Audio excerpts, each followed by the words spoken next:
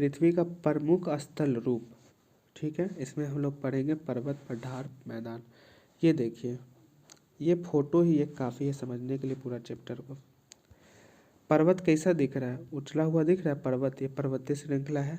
ये पहाड़ी श्रृंखला थोड़ा ऊबड़ खाबड़ दिख रहा है। मैदानी श्रृंखला है, पूरा समतल दिख रहा है। पर्वतीय यहाँ पे भी है। पठारी क्षेत्र में दिख रहा है हल्का उभरा हुआ है, हल्का टेढ़ा मेढ़ा है। तो मैदानी क्षेत्र क्या होगा? समतल होगा। पूछेगा कि समतल क्षेत्र कौन होता है? मैदानी क्षेत्र। पहाड़ी क्षेत्र क्या होता है? थोड़ा उभरा हुआ, थोड़ा पानी से भरा हुआ, कौन सा क्षेत्र होगा? पहाड़ी क्षेत्र। अब पर्वत क्षेत्र श्रृंखला क्या होगा? जिग जैग होगा, है ना। जिग जैग मतलब उभरा हुआ होगा। अब पहाड़ी में उभर खाबर सब रहता है। आगे इसके बारे में पढ़ते हैं। द्वीप क्या होगा? द्वीप जो होगा समुद्रों से घिरा हुआ होगा, जो एक बीच में समुद्र का जगह होगा, उसे क्या कहेंगे? द्वीप कहेंगे। ये सब भी आगे पढ़ लेते हैं।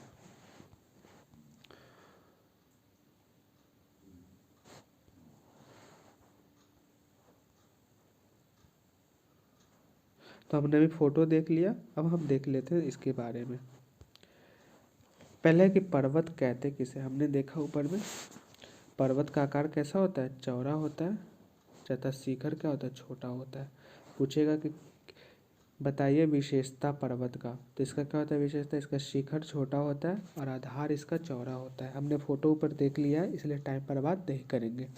आपको अगर समझ में नहीं आएगा तो आप ऊपर में फोटो देखिएगा और देखिएगा अच्छा इसका शिखर छोटा है और आधार चौड़ा है, तो ये पक्का पर्वतवे है।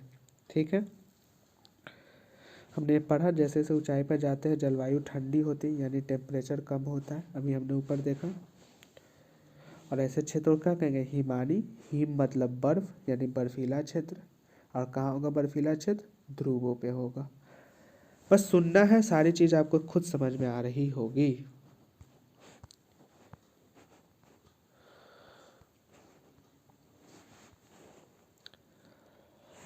अब देखिए, पर्वत के 3 प्रकार होते हैं। एक वलीद पर्वत जो सबसे नया होता है, एक भ्रंश पर्वत जो कहीं से लाया होता है, जैसे मिट्टी होता है ना, तो मिट्टी के साथ कुछ कुछ आ जाते हैं ना कण वगैरह, तो उसी तरीके से जब नदियाँ चलेगी तो नदियों में कुछ आ जाएंगे, पत्थर आ जाएंगे, कहीं पे कुछ बालू आ जाएंगे, तो वो सब जो बनता है तो उससे क्या होगा? भ्रंश पर्वत। ज्वालामुखी पर्वत यानी जहाँ पे ज्वालामुखी फटने से बनता है, तो वो सब हम लोग देख लेते हैं।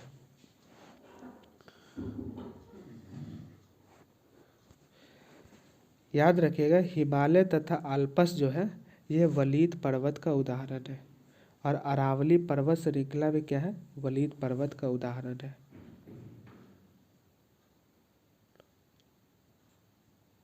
और इसके अलावा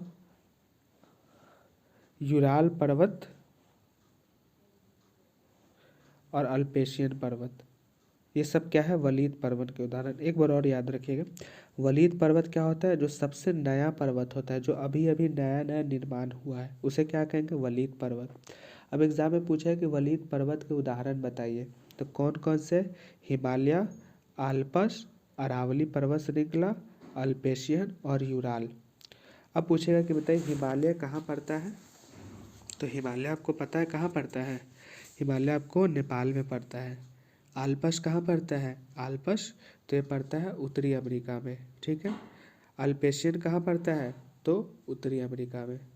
अरावली कहाँ पड़ता है? भारत में। कहाँ पड़ता है अरावली? भारत में। जैसे प्यारा भारत है हमारा, ठीक है, तो इस क्षेत्र में अरावली पर्वत श्रृंखला है। किधर? राजस्थान, हरियाणा वाला क्षेत्र में अरावली पर्वत श्रृंखला है। यूराल पर्वत कहाँ है? यूराल पर्वत रूस में है। तो ये पॉइंट लिख लीजिएगा कौन कहाँ है, नहीं है। और भारत का अरावली पर्वत श्रृंखला जो है ये विश्व का सबसे पुराना वलीद पर्वत श्रृंखला है। तो एग्जाम में पूछेगा कि विश्व का सबसे पुराना वलीद पर्वत श्रृंखला कौन है, तो अरावली पर्वत श्रृंखला। एक इम्पॉर्टेंट पॉइंट रखिए, छोटा छोटा बिंदु। प्रशांत महासागर में स्थित मोनोकी पर्वत, जिसे हम हवाई द्वीप के नाम से जानते हैं, इस सागर की सतह के नीचे स्थित है। तो पूछेगा एग्जाम में कि वो कौन सा पर्वत है जो सागर के नीचे की सतह में स्थित है। ऐसे पूछेगा कि वो कौन सा पर्वत है जो प्रशांत महासागर के सतह में स्थित है, तो वो है मोनोकी पर्वत। ठीक है,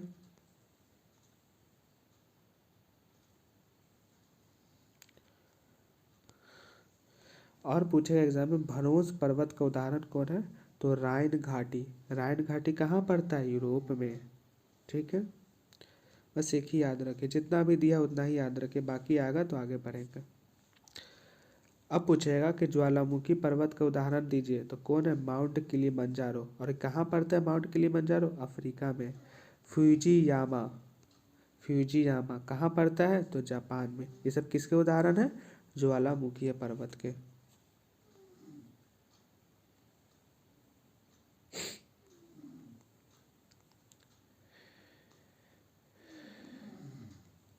पठार क्या होता है हमने बताया कि उभरी हुई सपाट भूमि होता है।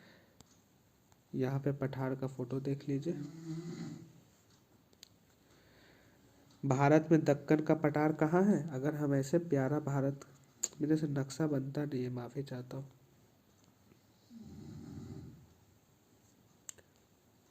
बनाएंगे तो यहाँ पे आएगा दक्कन का पठार, जो महाराष्ट्र वगैरह के क्षेत्र में। ठीक है, उसके अलावा विश्व का सबसे ऊंचा पठार कौन है, तिब्बत का पठार। तिब्बत का पठार, तिब्बत का पठार मैं दिखा देता हूँ आपको कहाँ है। ये अगर आप विश्व का मैप लेंगे तो यहाँ पे तिब्बत का पठार है, जो कहाँ पड़ता है, नेपाल के क्षेत्र में होते हुए भारत के ऊपरी सतह में पड़ता है। ठीक है, तो एग्जाम में पूछेगा विश्व का सबसे ऊंचा पठार कौन है, तिब्बत का पठार। और इस समुद्र तल से कितनी ऊंचाई पे है, तो 4000 से 6000 ऊंचाई पे। पठारों में क्या होती है, खनिजों की प्रचुरता होती है, यानी खनिज पाए जाते हैं ना। पठार में जब तोड़ोगे तो चट्टानी आकार हो जाएगा ना। ठीक है, इसके अलावा अफ्रीका का पठार किसके लिए मशहूर है, तो सोना एवं हीरो के लिए मशहूर है। ठीक है, और पूछेगा भारत में छोटा नागपुर पठार किसके लिए मशहूर है, तो लोहा, कोयला तथा मैंगनीज के लिए मशहूर है। क्यों, क्योंकि यहाँ पे इसके भंडार मिलते हैं। अब अगला है कि जल प्रपात किसे कहते हैं, तो जल प्रपात पता है कि कहीं पे एक ऐसा चीज़ है, ये पठारी क्षेत्र है ना, और यहाँ से पानी का फुहारा गिर रहा है ना, तो इसे क्या कहते हैं, जल प्रपात। मैं फोटो दिखा देता, ये रहा वाटरफॉल। देख रहे हैं यहाँ पे पठारी क्षेत्र और यहाँ पे पानी का झरना गिरा है, तो क्या है, वाटरफॉल। अब कुछ इम्पोर्टेंट जलप्रपात के नाम दिया हुआ है, जैसे छोटा नागपुर पठार में स्वर्ण रेखा पर स्थित हुंडरू जलप्रपात। तो हुंडरू जलप्रपात कहाँ पड़ता है, झारखंड में। झारखंड में कहाँ पड़ता है, तो स्वर्ण रेखा नदी तट पर। और स्वर्ण रेखा नदी तट भी एग्जाम में ना पूछे तो कौन सा क्षेत्र में, तो छोटा नागपुर के पठार के क्षेत्र में। कर्नाटक में कौन सा जलप्रपात है, कर्नाटक में जलप्रपात है जोग जलप्रपात। ठीक है, मैदान मैंने बताया, ये मुख्यतः क्या होता है, समुद्र तल से 200 मीटर के अधिक ऊंचाई पे होती है। मैदान में क्या होता है, नदियों तथा सहायक नदियों के द्वारा जो निक्षेप लाया जाता है उसे मैदान का निर्माण होता है। ये देख लो, ये है मैदान, जो आपके गांव देहात में देखते हो। एग्जाम में पूछेगा विश्व का सबसे अधिक जनसंख्या वाला भाग कौन सा है, तो मैदानी भाग है। ठीक है, सबसे ज़्यादा उपजाऊ जमीन कहाँ की होती है, तो मैदानी भाग की। क्यों, सीधे याद रखना गांव का बात, गांव कहाँ पड़ता है, मैदानी क्षेत्र में, बात खत्म।